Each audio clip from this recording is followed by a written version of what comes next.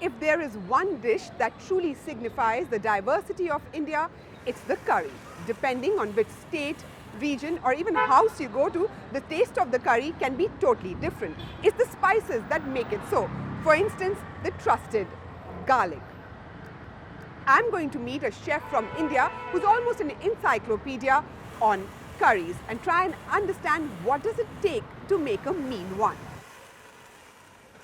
Indian curry is, for me, it's people what they mention, what is a sauce, right? Sauce is a sauce is a sauce, and curry is a curry is a curry.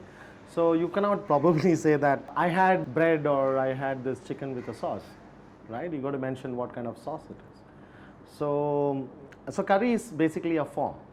How do you come to that form based on the regions, based on the terroir based vegetables and ingredients and the spices and the pulses, you know, that's where the curry comes. In India, depending on the region, depending on the sect, depending on the caste, so your curry, the flavors come from, it could be two different vegetables, or it could be a pulse and a vegetable. So you have to look at each and every ingredient, how it behaves based on the particular terroir. Where is the flavor coming from? What are the basic flavors based on a particular region? In India, we get at least, I think, 40-50 varieties of chilies. You have Guntur chilies, which are very spicy. You have Madras chilies, you have bedkis, you have that round chilies. You substitute one chili to another, your flavors totally change.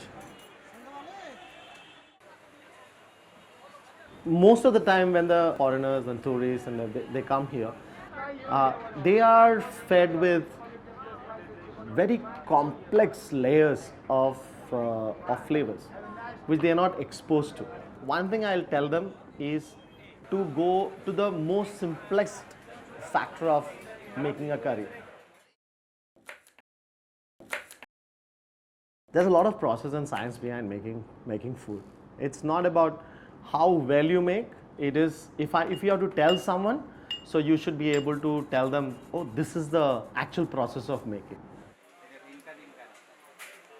The traditional methodology you apply to it, what that is where it differs from your cooking to your mother's cooking. When you ask your mother tells you exact recipe, but she doesn't tell you the exact process.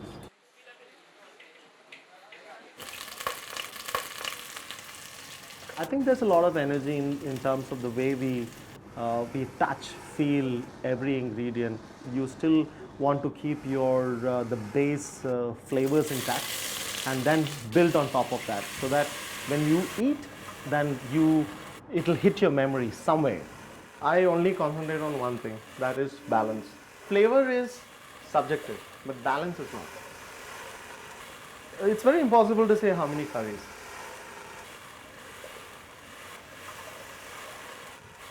In Indian food, the more you preserve and you add on to it, it just evolves.